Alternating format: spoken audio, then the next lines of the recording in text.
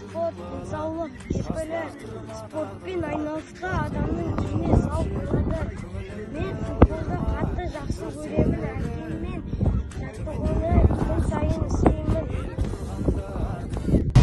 Сен сүрініп кеткенде тік тұрамын, шыр-пыр болып шырылдап шықты жаным. Дос таңдамай бәрімен сыйласа бер, бірақ жаудың таңдап алу мықтырағын. Жаным балам, тас лақтырма тағдырға, жарқырап жүр, көңіліңді қалдырма. Төрседегі төмендеуге хақың жоқ, ел тұрғанда артыңда, мен тұрғанда алдыңда.